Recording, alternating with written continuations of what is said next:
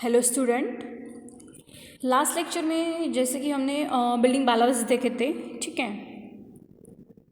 And plinth area क्या है, buildup area क्या है, फ्लोर एरिया क्या है, then carpet area, cover area, floor space index और उसको ही बोलते हैं हम फ्लोर एरिया रेशो, ठीक है। इसके डेफिनेशंस एंड कैलकुलेट कैसे करते हैं वो देखा था हमने, ठीक है। तो आज हम उससे रिलेटेड कुछ न्यूमेरिकल्स देखने वाले हैं। तो चलिए स्टार्ट करते हैं। First numerical is that is a plot owner propose G+1 construction with 150 meters square construction on each floor on a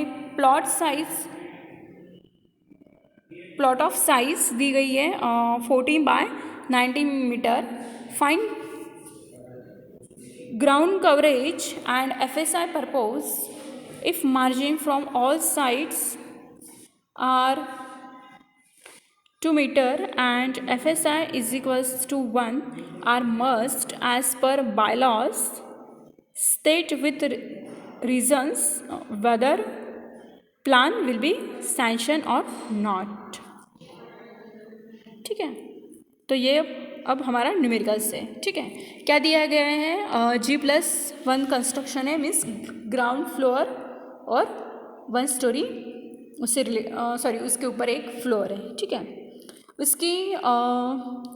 उसका प्लॉट एरिया दिया गया है हमें 150 मीटर स्क्वायर, ठीक है।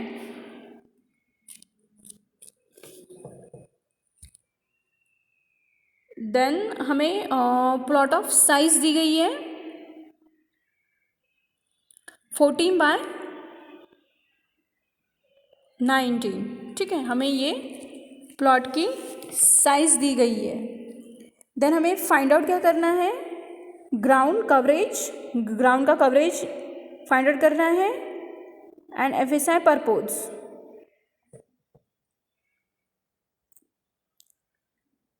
ठीक है।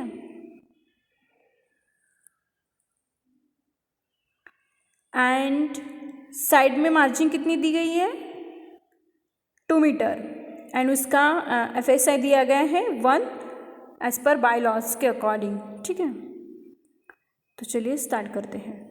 एक्चुअल प्लॉट एरिया दिया गया है हमें 14/19, इसको मल्टीप्लाई करेंगे तो 266 मीटर स्क्वायर हमें एक्चुअल प्लॉट एरिया मिल जाएगा। देन हमें एक्चुअल ग्राउंड कवरेज कैलकुलेट करना है, तो 40 - 4 हमने 40 में से -4 क्यों कर रहे हैं, 40 - 10 का डिफरेंस होता है 4, तो हम उसमें से वो माइनस कर रहे हैं। देन 19 - 4 मीन्स 19 - 15 का डिफरेंस जो है 4, उससे हम माइनस कर रहे हैं, ठीक है। तो इसको कैलकुलेट करने के बाद हमें एक्चुअल ग्राउंड कवरेज एरिया कितना मिल जाता है 115 metre square. Then for G+1 structure FSI consume is equals to, then हमें एक्चुअल ग्राउंड कवरेज मिल गया कितना 115, मल्टीप्लाई बाय उसको करेंगे हम साइड मार्जिन को, ऑल साइड की मार्जिन हमें कितनी दी है 2 मीटर दी गई है, ठीक है। उसको मल्टीप्लाई करेंगे, देन डिवाइडेड बाय हम एक्चुअल प्लॉट एरिया करेंगे, ठीक है।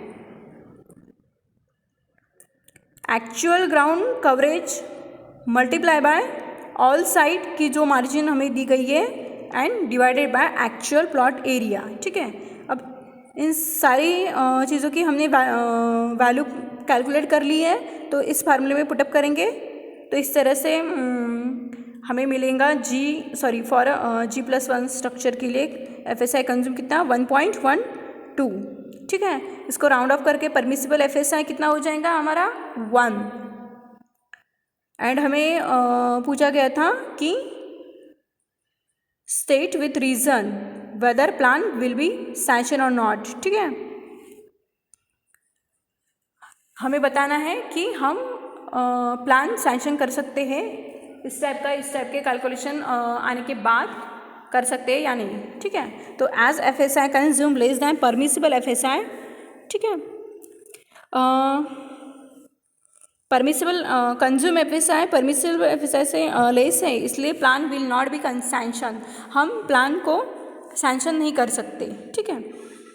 तो इस टाइप का हमारा न्यूमेरिकल्स हो गया।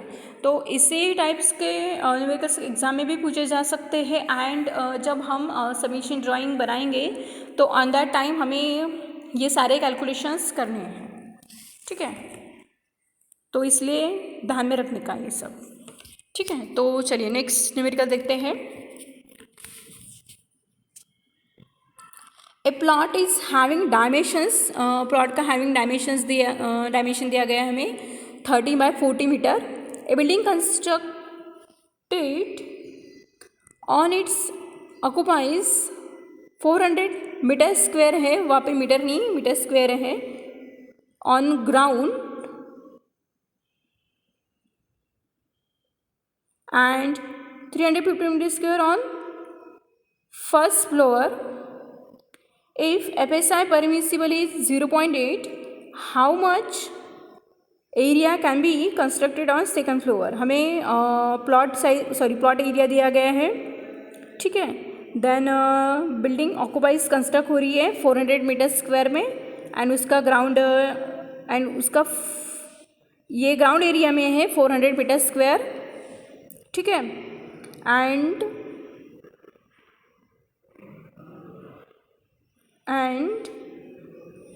फर्स्ट फ्लोर का एरिया दिया गया हमें 350 मीटर स्क्वायर, ठीक है। तो वहाँ पे मीटर दिया गया है, वो मीटर स्क्वायर है, ठीक है। तो ध्यान रखिएगा, प्लॉट एरिया दिया गया। देन FSI का फार्मूला क्या है, total built up area upon plot area. तो ये करेंगे तो हमें FSI कैलकुलेट हो जाएगा। देन 0.8 परमिसिबल FSI हमें गिवन था, ठीक है। तो हमें टोटल बिल्डअप एरिया का बिल्डअप एरिया मिल जाएगा, ठीक है। हमें इसमें से क्या दिया गया है, FSI दिया गया है एंड प्लॉट एरिया दिया गया है, ठीक है। तो इस फार्मूले में हम जब वैल्यू पुट करेंगे तो हमें क्या मिल जाएगा, टोटल बिल्डअप एरिया, ठीक है। तो टोटल बिल्डअप एरिया हमें कैलकुलेशन करने के बाद कितना मिला है, 916। ये मीटर नहीं है, मीटर स्क्वायर है, ठीक है। बिकॉज एरिया का यूनिट है मीटर स्क्वायर, इस बाय यहाँ पे मिस्टेक हुई है, तो इसलिए मीटर पे स्क्वायर नहीं आया है, ठीक है। तो उसके लिए सॉरी स्टूडेंट, तो ये मीटर स्क्वायर है, ठीक है। ध्यान में रखने का, एरिया का यूनिट क्या है, metre square. Then area can be constructed on second floor. हम सेकंड फ्लोर पर कितना एरिया कंस्ट्रक्ट कर सकते हैं, ये हमें कैलकुलेट करना है। तो जो हमें टोटल बिल्डअप एरिया मिला है उसमें से हम माइनस करेंगे जो जितनी हमें बिल्डिंग कंस्ट्रक्टेड ऑन ऑक्यूपाइज था, कितना था वो 400 मीटर स्क्वायर, एंड माइनस करेंगे फर्स्ट फ्लोर का एरिया। तो हमें सेकंड फ्लोर का एरिया मिल जाएगा, दैट इज़ 210 मीटर स्क्वायर, ठीक है।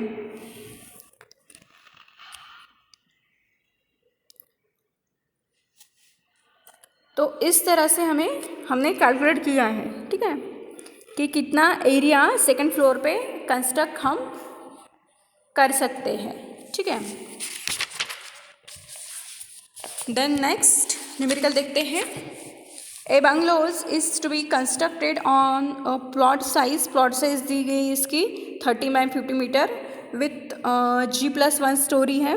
परमिसिबल FSI दिया गया है 0.8 एंड फ्रंट मार्जिन दी गई है इसकी 4 मीटर एंड साइड मार्जिन दी गई है इसकी 3 metre. If maximum construction is to be made on the ground floor, compute the area that can be constructed on floor. तो अभी हमें क्या करना है, मैक्सिमम कंस्ट्रक्ट हम ग्राउंड फ्लोर पर कितना कर सकते हैं, कंस्ट्रक्शन कितना कर सकते हैं, वो हमें कैलकुलेट करना है, ठीक है। टोटल बिल्डअप एरिया दिया है, उसको मल्टीप्लाई करेंगे, प्लॉट साइज दी गई है, ठीक है, उसको मल्टीप्लाई करेंगे तो हमें टोटल प्लॉट एरिया मिल जाएगा।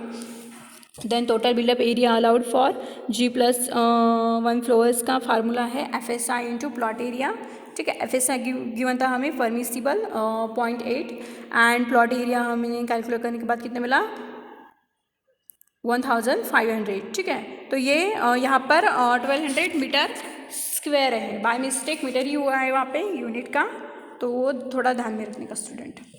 Then maximum area which can be constructed on ground floor. अभी हमें मैक्सिमम कितना एरिया हम ग्राउंड फ्लोर पर कंस्ट्रक्ट कर सकते हैं ये कैलकुलेट करना है, ठीक है। तो हमें साइड में दिखिए स्टूडेंट, डायग्राम दी गई है, ठीक है। तो उसको कंसिडर करिए और कैलकुलेशंस कैसे कर रहे हैं हम वो देख लीजिए, ठीक है। देखिए अभी हमें मैक्सिमम एरिया कैलकुलेट करना है ग्राउंड फ्लोर पर हम कितना कंस्ट्रक्ट कर सकते हैं, ठीक है।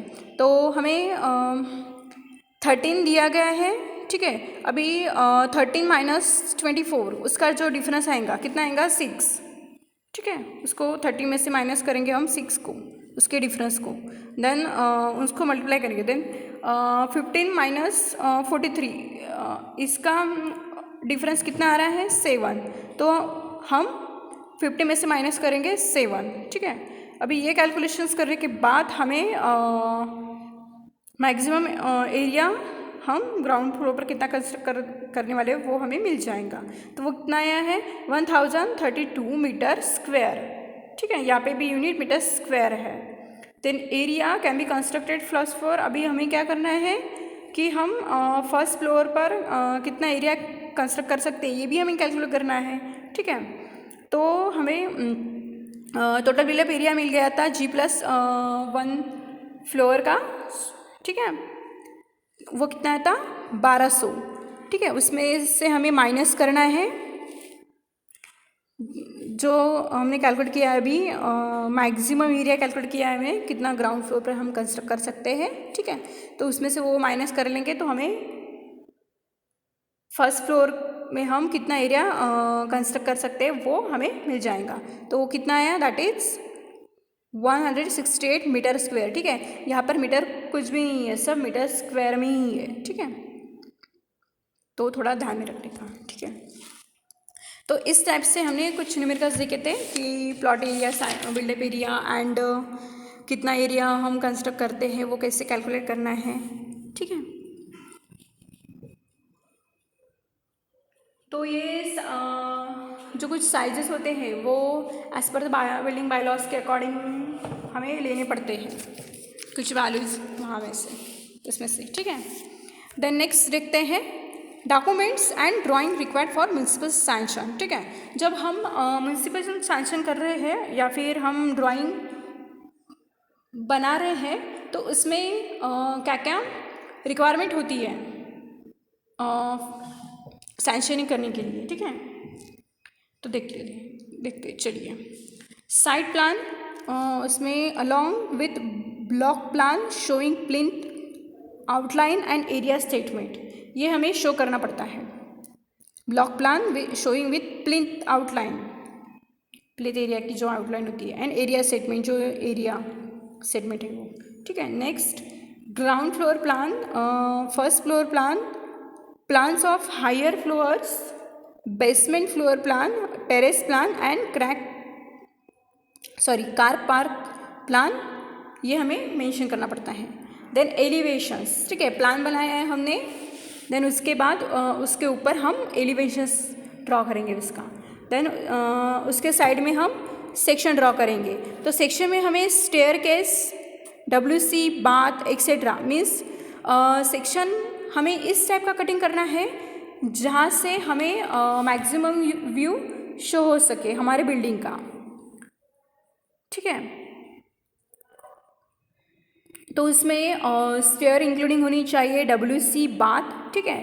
तो ये 3 चीज़ें मैक्सिमम तो शो होनी ही चाहिए। Then giving detail up to the foundation, section में हमें फाउंडेशन से लेकर टावर तक की पूरी डायमेंशंस, पूरा मेजरमेंट, डिटेल इंफॉर्मेशन हमें दिखानी पड़ती है, ठीक है।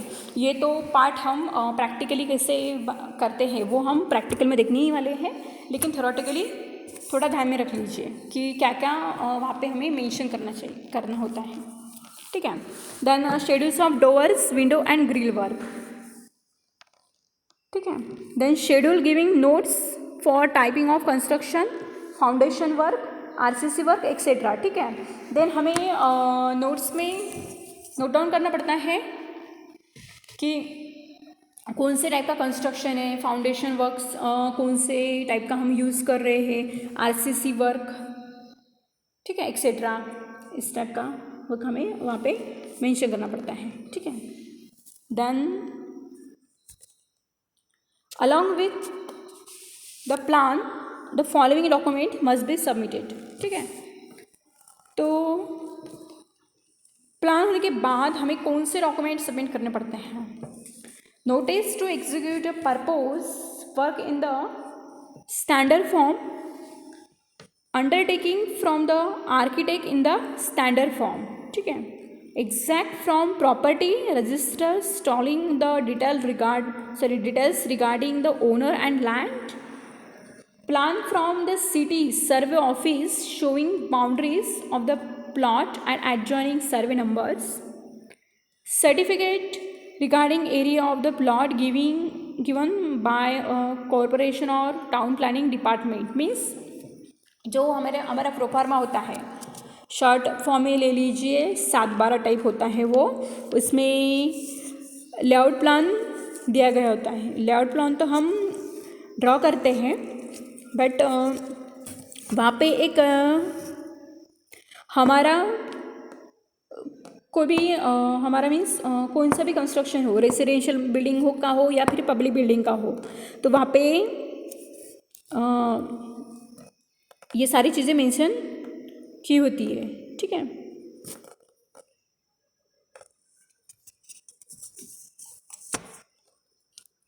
देन नेक्स्ट देखते हैं drawing line plans for residential and public building का, ठीक है। ड्राइंग लाइन प्लान हमें कैसे बनाना है तो वो देख लेते हैं, ठीक है। Line plan is a plan of building in which the walls are shown by a single line and wall thickness is ignore. Such plans are very useful as the first step towards preparing a full fledged plan. Means line plan means single line plan होता है, इसमें हम wall thickness mention नहीं करते हैं, ठीक है। ये रफली टाइप का हम बनाते हैं फर्स्ट तो, ठीक है। Then positioning of doors windows may और may not be shown on the line plan. Line plan में हम डोर एंड विंडो की जो पोजीशन होती है वो शो करना कंपलसरी नहीं होती है, मतलब मीन्स हम करते ही नहीं है, ये बोल सकते हैं। द लाइन प्लान में सिर्फ क्या है मेंशन करते हैं या फिर हम रफली प्लान बनाते हैं लाइन प्लान में कि हमारा ड्राइंग रूम कहाँ होगा, किचन कहाँ होगी, बेडरूम कहाँ होगा, WC बाथ, ठीक है। इसकी ये सारी चीज़ों को हम मद्देनजर रखते हुए हम लाइन प्लान बनाते हैं, तो इसलिए वहाँ पे डोर्स एंड विंडोज़ की पोजीशनिंग कौन सी होंगी ये मेंशन करना उतना ज़रूरी नहीं होता है, ठीक है। Then while drawing line plan following thing should be remember. जब हम लाइन प्लान ड्रॉ करते हैं तो ऑन दैट टाइम कौन कौन सी चीज़ें हमें रिमेंबर करनी होती है, मीन्स ध्यान में रखते हुए वो लाइन प्लान बनाना पड़ता है। तो ये फर्स्ट इज स्केल हमें प्रॉपरली यूज़ करनी है। Then positioning of doors and windows, then dimensioning and labelling, ठीक है। तो अभी 1 by 1 हम देख लेते हैं। Scale. A line plan must be drawn to scale. For this, one has to adapt a scale. The scale should be such that the plan fits the paper on which it is drawn properly. Means scale को हम इसलिए fix करके रखते हैं कि जो हम paper लेने वाले हैं और उस पर ड्रॉ करने वाले हैं तो उसमें पूरा ड्राइंग की जो डिटेल्स होती है वो पूरी एक पेज में प्रॉपरली एग्जीक्यूट होनी चाहिए, शो होनी चाहिए, ठीक है। लाइक प्लान, उसके बाद elevation, section views, side plan, then layout plan, foundation plan, ठीक है। इस टाइप का हम डिटेलिंग्स ड्राइंग के डिटेलिंग्स में बनाते हैं। Then the scale is the ratio of paper distance to the actual distance, ठीक है। पेपर के डिस्टेंस के अकॉर्डिंग हम स्केल की डायमेंशंस फिट करते हैं, उसका रेशो प्रपोर्शंस करते हैं। Scale 1:15 means 1 unit on paper represent 15 units of actual distance. ठीक है, जब हम स्केल ले रहे हैं 1:15 की, तो मीन्स उसका क्या हो गया, 1 unit, 1 unit on paper represent, वो पेपर को रिप्रेजेंट कर रही है, एंड 15 यूनिट्स हमारे एक्चुअल डिस्टेंस को मेंशंस कर रही है. Then suppose we take the units is as centimetre, then 1 centimetre on paper represent, and जब हम डायमेंशंस सेंटीमीटर में ले रहे हैं, ठीक है, तो 1 centimetre on paper represent and 15 centimetre on actual distance, that is 0.5 metre of actual distance. वो कितना हो जाएगा, 0.5 मीटर ऑफ एक्चुअल डिस्टेंस. जब हम सेंटीमीटर को मीटर में करेंगे तो कितना हो जाएगा, एंड वो 1 centimetre 0.1. Thus, with scale of 1:15, you will have to draw a line of 2 centimeter on paper to represent 1 meter of actual distance. Thus, to draw a room of 3 meter by 4 meter, one will have to draw 6 centimeter by 8 centimeter rectangle. If the scale is 1:100, one will have to draw a rectangular of 3 centimeter by 4 centimeter, and if the scale is 1:25, one would draw a rectangular of 12 centimeter by 60 centimeter. This discussion should make the use of scale quite clear, which is often the first difficulty of the student. ठीक है, ये first difficulty student को आती है. ठीक है, वो थोड़ा प्रैक्टिकली करने के बाद ही आपको जो आपके डाउट्स होते हैं वो क्लियर हो जाते हैं. ठीक है. Then positioning of doors and windows, this must be done properly on the line plans such that minimum area is wasted in circulations, and second means every rooms has independent access from every other rooms. Then next dimensioning and labeling. It must be remembered that you have to write the actual distance as the dimensions. Thus, if you are drawing a room of 6 centimeter by 8 centimeter with 1:15 scale, while labeling it, you should label it as 3 meter by 4 meter. These are some of the points equally applicable to residential as well as public buildings. Following figure shows 5 line plans of residential buildings to give the student an idea about planning. The student should develop their own line plans by thinking rather than copying ready-made plans. ठीक है, तो इस type की कुछ requirements है, means drawing की line plan for जब हम लाइन प्लान बनाते हैं रेसिडेंशियल एंड पब्लिक बिल्डिंग का, तो ये सारी चीज़ें हमें कंसिडर करते हुए ड्रॉ करना पड़ता है. ठीक है, तो यहाँ पर हमारा सेकंड यूनिट, दैट इज कौन सा था, ये सेकंड यूनिट हमारा, इसमें हमने क्या क्या देखा है, ये हमारा सेकंड यूनिट कौन सा था, प्लानिंग ऑफ बिल्डिंग्स. ठीक है, बिल्डिंग की प्लानिंग करते टाइम कौन कौन सी प्रिंसिपल्स है जो हमें कंसिडर करनी चाहिए. ठीक है, मीन्स हमने सबसे पहले क्या देखा था, रेसिडेंशियल एंड पब्लिक बिल्डिंग्स के कौन कौन से प्रिंसिपल्स है जो हमें ड्रॉ करते हुए कंसिडर करने होते हैं. ठीक है, वो जो प्रिंसिपल है वो स्टैंडर्ड प्रिंसिपल है कुछ, वो हमारे IS कोड में दिए गए हैं. एंड जब हम सैंक्शन करते हैं हमारे प्रोजेक्ट को, किसी भी रेसिडेंशियल या फिर पब्लिक बिल्डिंग के प्रोजेक्ट को, तो वहाँ पे चेकिंग की जाती है कि हमने वो प्रिंसिपल्स के अकॉर्डिंग बनाया या नहीं. तो इसीलिए वो प्रिंसिपल ध्यान में रखना बहुत ही इम्पॉर्टेंट है, ठीक है। तो हमने प्रिंसिपल में जो रेसिडेंशियल एंड पब्लिक बिल्डिंग के प्रिंसिपल्स थे उसमें हमने कौन कौन से देखे थे, aspect, prospect, then orientation, privacy, circulations, grouping, roominess, furniture requirement, sanitations, elegance, economy, accesses, architectural compositions, then climatic effect, ठीक है। तो ये सारे प्रिंसिपल्स हमने देखे थे वन बाय वन, डिटेल में एक्सप्लेन किए थे। देन हमने नेक्स्ट आर्किटेक्चरल कंपोजिशंस देखे थे, ठीक है। आर्किटेक्चरल के अकॉर्डिंग कौन कौन से प्रिंसिपल्स थे वो देखे थे। देन हमने बिल्डिंग के बायलॉज देखे थे, ठीक है। कौन से रूल्स एंड रेगुलेशंस हैं जो हमें कंसिडर करने होते हैं एंड उसके अकॉर्डिंग प्लान बनाना पड़ता है। देन हमने space requirement and norms for various units of residential and public buildings, ठीक है। तो हमने कुछ स्पेसिफिक मेजरमेंट देखे थे रेसिडेंशियल एंड पब्लिक बिल्डिंग के ड्रॉ करते यूज़ करने होते तो, ठीक है।